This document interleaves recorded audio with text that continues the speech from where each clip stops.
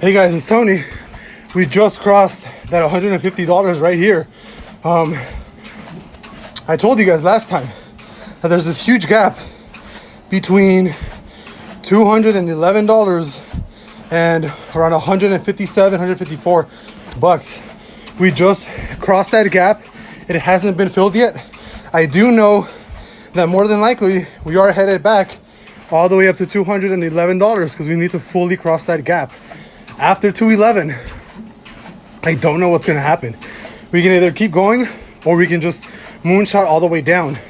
As of right now, I do think that 100%, well, not 100%, but my personal opinion is I think GameStop's gonna keep going up.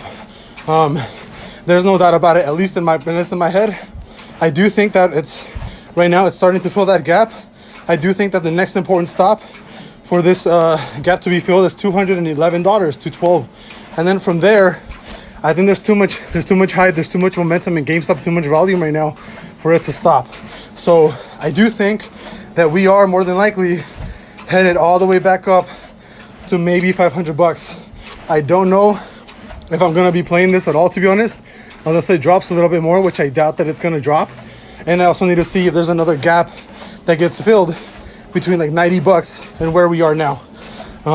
So as of right now, I'm not playing this, but just letting you guys know easily, this is probably going to $211 to finish filling up that gap.